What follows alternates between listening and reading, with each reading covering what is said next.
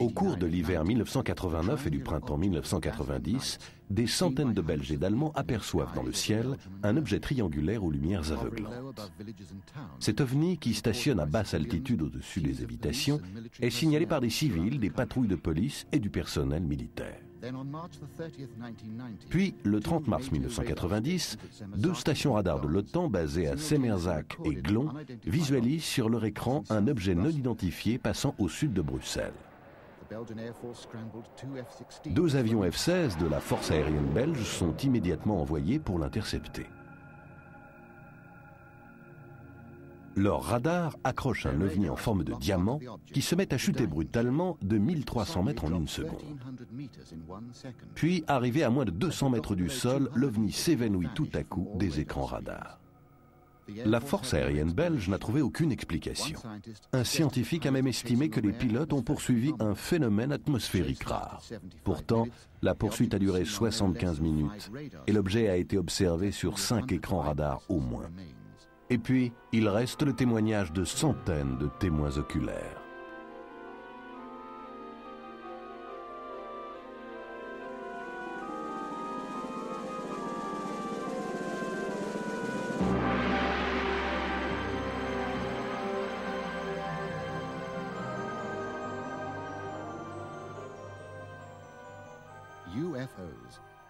Nous avons imaginé toutes les explications possibles au sujet des ovnis.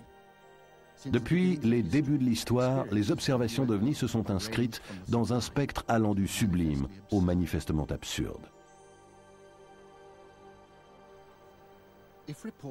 Si l'on doit en croire les rapports, nous sommes l'objet d'une certaine curiosité et chaque année, plusieurs centaines de personnes prétendent avoir fait des observations ovnis.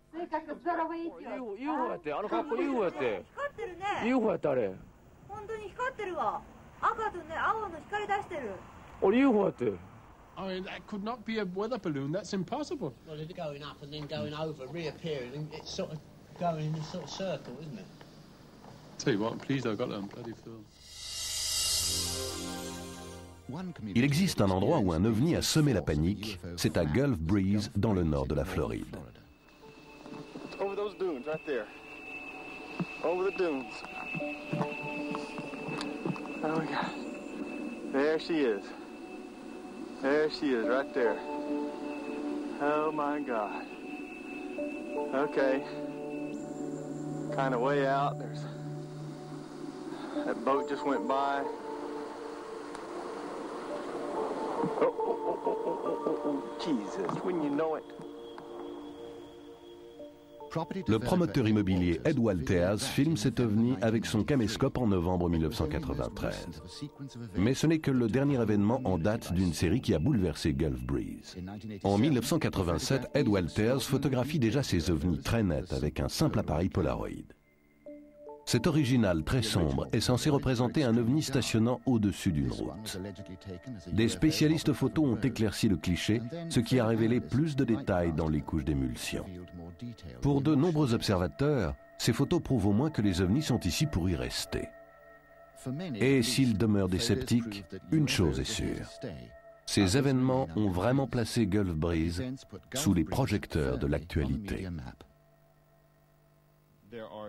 Il y a tellement de centaines d'autres témoins locaux et des milliers d'autres témoins dans le monde entier qui n'ont peut-être pas été sous les feux des médias comme moi-même, peut-être parce qu'ils n'ont pas écrit de livre ou pour d'autres raisons, que je ne crois pas qu'il s'agisse simplement de l'histoire d'Ed Walters. Je crois que l'histoire des ovnis existe en elle-même et qu'il y a des milliers de gens qui sont sincères et disent qu'ils savent ce qu'ils ont vu. Avec une base navale au large, cette vaste étendue de ciel et d'eau est idéale pour les passionnés d'ovnis, déferlant jusqu'à Gulf Breeze et autour de Pensacola. What is that baby doing? Oh, it may look like it's moving around, doesn't it? I see two of them moving to the west, slowly. Oh, whoa, whoa, whoa, whoa! What's going on up there? There's two of them. Look, look, look! Drop! Look, look, look, look! Yo, look, it's right there! Just drop something. Sur les 5 heures d'enregistrement vidéo de Bruce et Ann Morrison, on voit d'étranges lumières manœuvrant au-dessus de la baie. J'étais en train de déjeuner avec une amie un jour au travail. Elle avait entendu parler des apparitions de Gulf Breeze, mais ça n'avait pas encore fait les gros titres des journaux de Pensacola, vous savez. Gulf Breeze est une petite communauté à l'extérieur de Pensacola. Et elle commença à me parler de cet homme à Gulf Breeze, qui avait pris toutes ces magnifiques images. Il y avait eu des articles à ce sujet dans le journal, et je me souviens de ma réaction bizarre. Soudain, j'ai regardé mes bras et j'avais comme des frissons sur tout le corps. C'était une immense sensation d'émerveillement et de stupéfaction.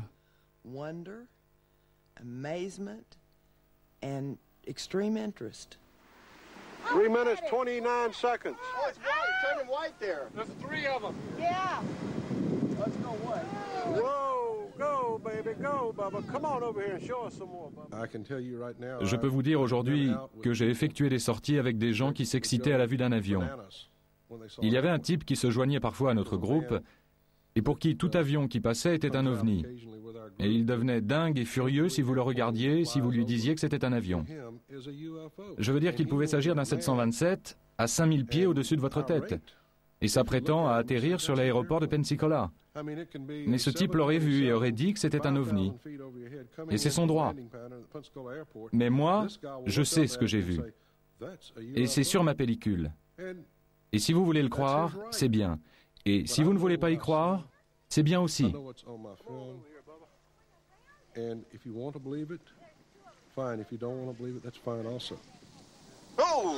Whoa, whoa, whoa! Oh, it's kind of green. It's got a green halo around it, doesn't it? Did y'all see green around it? Yeah. All right. Les clichés d'Ed Walters semblant trop beaux pour être vrais, celui-ci devient tout naturellement la cible des démystificateurs. Eh bien, c'est vraiment révoltant. Je suis un type normal qui construit des maisons. Je suis un ouvrier, et voir quelque chose d'aussi extraordinaire, le raconter et se faire démolir, c'est vraiment scandaleux. On ne s'attend pas à ce genre de réaction. On s'attend à ce que les gens vous disent « c'est extraordinaire » plutôt que « t'es cinglé ». Over the dunes. Oh my God. There she is. There she is, right there. Oh my God. I would like for somebody. J'aimerais que quelqu'un du complexe militaro-industriel appartenant aux gouvernements mondiaux, j'aimerais que quelqu'un se déplace et dise « ne vous inquiétez pas de ce que c'est, voilà la réponse, dormez tranquille ». Mais personne ne fait ça. Ils ne savent rien, j'imagine. Je pense qu'ils cherchent tout comme nous. Je crois que lorsqu'il y a une panique due aux ovnis, alors les militaires et les gouvernements du monde s'y intéressent en coulisses.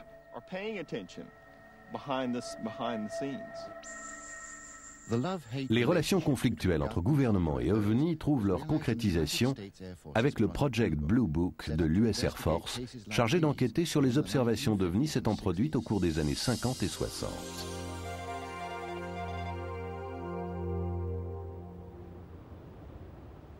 Le laboratoire de propulsion par réaction affirme qu'il s'agit d'un avion léger, mais Lee Hansen, le photographe, certifie que ce n'est pas le cas.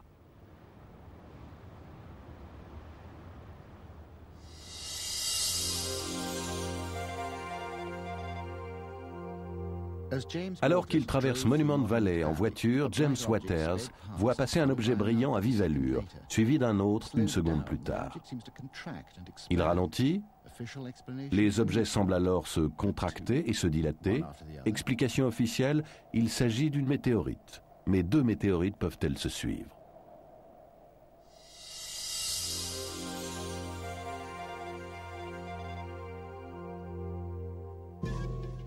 Deux autres films d'OVNI ont été étudiés dans le cadre du Project Blue Book. L'un pris près des grandes chutes du Montana et l'autre dans le ciel de l'Utah.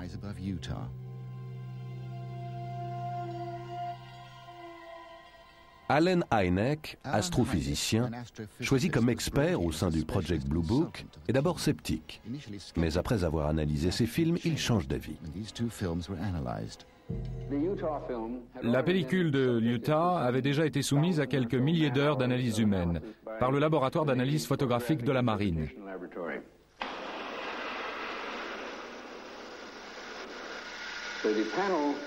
Les membres bondirent de leurs chaises et grimpèrent au mur et demandèrent en effet de revoir plusieurs fois la pellicule. Or, la marine, sur la base de leur analyse détaillée des pellicules